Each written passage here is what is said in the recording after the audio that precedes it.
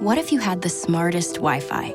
If you did, it'd be Xfinity and it'd come with their best state-of-the-art equipment.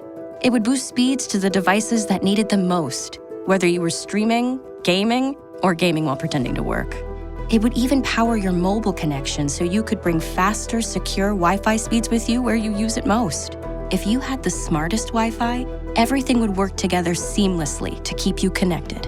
Xfinity. Imagine that. Restrictions apply. Hello and welcome to another edition of the Jayhawker Podcast. My name is Nate Bukaty. We are brought to you as always by Xfinity. Get the smartest Wi-Fi only from Xfinity. Imagine that. And by the University of Kansas Health Systems. And we're going to talk some soccer. It's a sport that's near and dear to my heart. And it's a program here at the University of Kansas that's doing some pretty groundbreaking things these days. 6 wins in league play for the second straight year, 12 wins overall. In the regular season for the first time since 2019, Coach Nate Lee has it going here at the University of Kansas, and they got Senior Day coming up on Thursday. It's going to be a big-time matchup against Colorado, one of the top teams in the Big 12. KU's already punched their ticket to the Big 12 tournament, which is going to be taking place in Texas.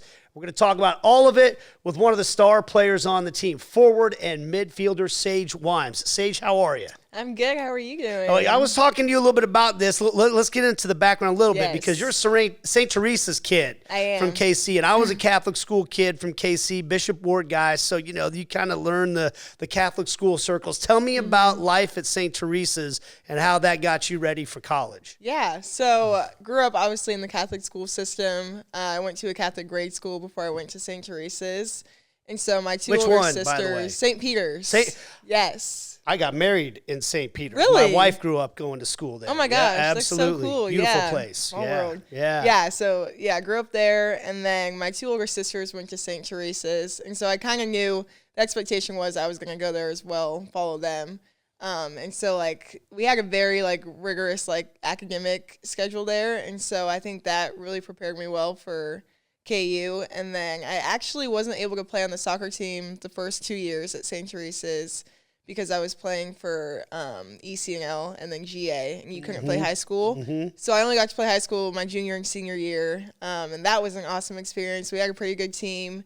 We got third in state my junior year, and then senior year we missed out in state. We lost in sectionals. But, and so I think that just the environment and then academically and athletically prepared me really well for college, and I had a great experience at St. Teresa's. I always looked at the KU soccer program and felt like, man, there's so much talent in high school girls soccer in Kansas City. Oh, yeah. But you didn't see as many players like you coming from Kansas City to Lawrence for a while there. Yeah. It seems like maybe that's starting to change a little bit. How nice is it for you to be a representative of the Kansas City area just down the road here in Lawrence? Yeah, I mean, it's awesome. And I've seen that firsthand, talent coming out of Kansas City, and I think it's great that KU is now looking more locally for the talent, because we do have a lot of great players in Kansas City, and I'm happy to be a representative for Kansas City soccer and just show that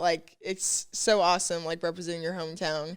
Playing for KU has been such a great experience for me, so it's really cool to see that come to fruition. The investment in soccer over the years with Rock Chalk Park as well.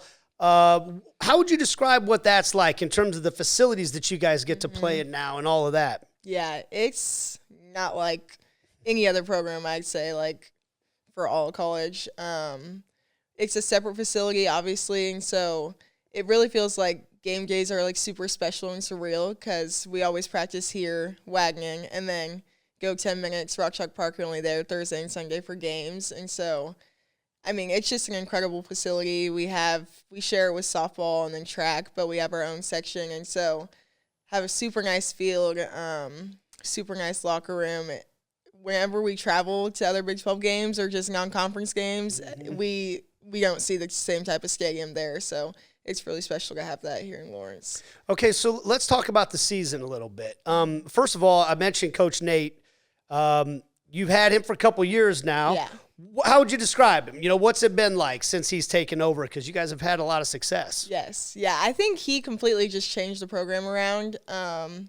He's very intentional with his coaching tactics, what he wants us to do, and I think he's instilled in us a drive and just a hunger for winning, and that's clearly shown up in the past 2 seasons, and I think that's what we needed, just a big mentality change. And so I definitely think he's instilled a lot of like core values in our team and just a winning culture that I think will carry us forward throughout the years. I remember talking to him. I got to interview him on this podcast when he first got hired, and we kind of got in depth about the style of play that he wanted to bring here. I don't want to put words in your mouth. So how would you describe it? You know, if somebody was going to ask you, like, what does Kansas soccer represent? What kind of a match are you guys looking to play under Coach Nate? Yeah, I think we always give teams our best defensive pressure. I think our defensive pressure is unlike any other team in the Big 12. We're a high-pressing team. We like to hit the space to challenge other teams in behind, and that's a little bit different from what a lot of other teams do. But I think just a very high-pressing, aggressive team. We're constantly putting shots on goal, putting shots on frame, and just we try and keep the ball in the other team's half pretty much the whole time. So I describe it as that. So it's an incredibly entertaining style of soccer to watch, first of all. Yeah. And you see club teams on the men's and women's side try this around the world. And when it works, people all go, why doesn't everybody do that? Yeah. But it's a lot harder than people think because you got to be fit, right? Yeah. Like, yes, you're extremely. Gonna the whole team. Trust, yes. Yes. And you have to press as a unit, right? Because if one or two people press, if just one person does it, then all of a sudden you're exposed and you expose yourself to breakaways. How hard was it to pick those things up when he came in and started introducing those principles? Yeah, I mean, for me personally, I think I picked it up pretty naturally just because me as a player, like I've always been like a high pressing player, always go, go, go. And so it was a little bit of an adjustment, but I think it fit like my natural skill set. I think for the rest of the team, it was definitely a major adjustment. With our old style of play, we were more possession based, less high press. And so when the coaches came, I remember like the first spring practice, we were all like dying, like completely out of breath because like we weren't used to practicing that way at such a high level and intensity with pressure and attacking. So it was a little bit of adjustment, but I think last year we figured it out really well in the fall, and now that we all pretty much know the system this year, it's been easier to do what the coach is asking of us and to be successful in that. I was actually just having a conversation with the former Sporting Kansas City coach, Peter Vermees, when they started winning all their trophies, 2013, 2017 through 2017, very similar. And he told me that their mentality was, we are going to put you under pressure for the first 15 minutes of the game and see how you respond. And that a lot of times you could tell that the other teams weren't ready just for that first 5 to 15 minutes. Is that how important is that stretch of the game for you guys to kind of set that tone early? Oh, yeah. It's always a goal of ours to come out flying every single game. I think the challenge with that, though, is being able to maintain that type of pressure through the 90 minutes. Because we can come out hot for the first 15, 20 minutes, but it doesn't really mean much if you can't like carry that through the rest of the game. So we always come out with that expectation, but it has been a challenge to keep that going the whole 90 minutes. We're with Kansas forward and midfielder Saige Wimes, and we're talking about this successful season. And one of the things I find interesting, too, though, is a lot of times when you hear about a high-pressing team, it works really well at home. You got the crowd behind you. You're feeling good at home. The other team feels the pressure. You guys are incredible away from home. You just came home from another really good away stretch at what I would think is a very difficult place to play your style because you're at altitude, playing at BYU and playing in Salt Lake City. Why do you guys have so much success on the road? What's the key to your success there? I would give credit to our whole coaching staff. I think they make it a point that when we go on the road, that's when we have to play even harder than we do at home. And something Coach Nate says is like good teams can win games on Thursdays, but like great teams can win games away, win games on Sundays. And so I think like with him instilling that in us, we just always strive to like exceed the expectations when we're away. And we just have a mentality of we're going to go and get the win, like no matter what. And so I think it really is all a mentality thing with away, and our coaches have definitely instilled that type of drive in us. Okay, so you got Senior Day coming up against Colorado. This is one of the top teams in the league as well. What are you most excited about? What stands out to you when you think about the Buffaloes coming to town? Yeah, I'm excited to play them. I think last season we lost 1-0, but we were head-to-head with them the whole game. I think we had plenty of opportunities that we could have finished, so I think it's a good matchup for us. And I know that if we come and bring our game, bring our style, what we do, that we can be successful. So I'm excited to see what they got. So you're in an interesting situation because you're a redshirt junior. So technically you still have another year you can play, but you're going through Senior Day. Tell me about the decision-making process here. What's going on? Yeah, so I'm still unsure if I want to go and play professional after this season. So just depending on where the opportunities present itself after this season or possibly not, then that's going to go into my decision-making. I'm taking my 5th year, but I wanted to celebrate this year as my last just in case I don't take another year and I want to go professional. So all just depends on where the opportunities are and where I can get looks in the professional world. It's such a changing landscape. The women's game continues to grow. NWSL continues to get bigger and more stable. But also leagues around the world on the women's side, there are becoming more and more opportunities, right, to play. For sure. So how does that process go? How do you assess what your opportunities are going to be in a global landscape, by the way? Are you interested in possibly playing overseas? Do you want to stay here? Or how do you decide how do you find out what your options really are? Yeah, so my preference would be to stay here. I like being close to home, close to family where they can come and see me play. But I think the first step for me is obviously getting an agent to help with that decision-making and just knowing what opportunities are out there. I have looked at, like, different leagues I could possibly go international, and I'm not completely closed off to that. But for me, like, I want to either look at the Super League or NWSL first and then go international next. Okay. So the process you find out, there's also the possibility that the best option is to come back and see if you can develop your skills. That's one of the things you still leave on the table. Yes. And this is a pretty good situation to have then because you got options, right? Yes. And academically, you're doing pretty darn well too. So it seems to me like what types of things are you focused on there? I know the soccer is the number one thing right now, but like where are you headed academically with your life? Yeah. So I'm going to graduate with a degree in liberal arts, and I'm graduating a semester early. And so that gives me a lot of room to do a lot of things. I ultimately want to go to law school at some point. I don't know when that would happen with professional soccer, but that's always been a dream of mine to be a lawyer, to pursue like civil rights, human rights law. And so that would be the plan after soccer's over. Would you have any interest in using a law degree in the world of sports?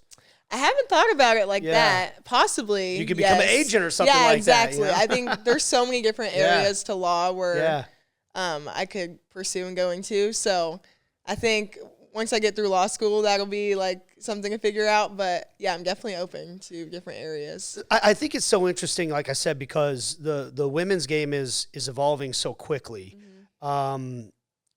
And obviously, you grew up in a time when college soccer was really becoming a thing. The women's national team was becoming a thing, and NWSL was starting to find its footing.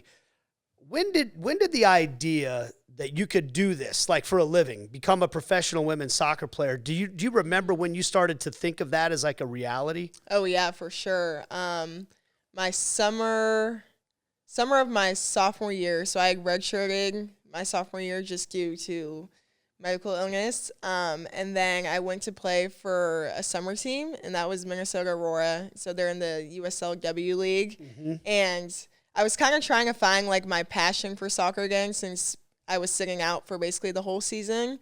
And I think that's where I really like thought, oh, I could do this and like do this as my job. Aurora is a very like professional environment. They treat it as like a semi-pro league, and so I think I was really exposed to what professional life could look like with soccer, and it really just like sparked my passion for soccer again. And since then, I've wanted to do it past college and hopefully for a couple years until law school. But I think that summer with Aurora, I spent the summer there last season too, but I think both of those summers combined have really brought my passion for it. That's cool. And it's just so cool that that's a thing, that's an option now, and it seems to be getting bigger and bigger, and we're seeing the investment in women's professional sports really start to grow right now. I want to go back to this decision, though, because it is kind of interesting, this idea. I guess like any athlete, you really never know when your last game is going to be, right? Because anything can happen. But this is one of those things where it's like, this is senior day. This could be your last home game. Yeah. So does that give you any different sense of perspective when you take the field? Like, hey, this might be it in a Jayhawk uniform. Yeah. Yeah, I think it gives me like an overwhelming sense of pride for KU, and I think it's just going to give me that extra little fight that I have, because if it is my last game, I want to go out swinging, go out battling. So it definitely gives me a sense of pride, a sense of gratitude for KU, and I think it will give me the little extra push to do whatever I can to get us a win on senior day. And then, of course, you got the Big 12 tournament after that, which is going to be in Fort Worth, Texas, and Waco this time around. Last year it was great. It was in Kansas City. I was able to take my daughter to a couple of those games. It was cold, though. It'll probably be a little warmer down in Texas.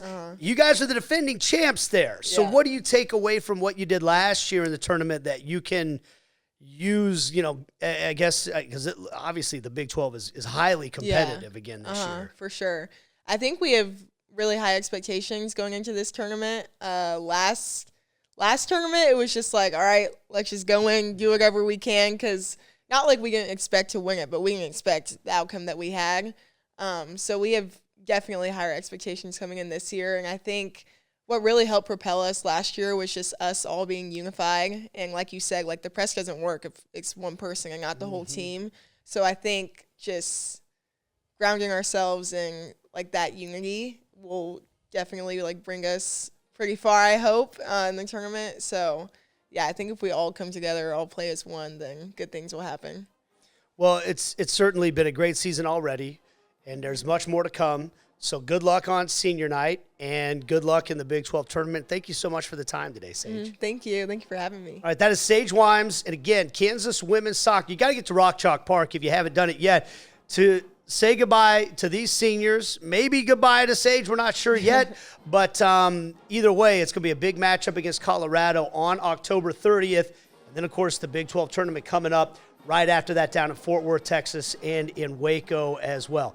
That's going to do it for this edition of the Jayhawker Podcast. Again, we're brought to you by Xfinity and the University of Kansas Health Systems. We'll see you next time.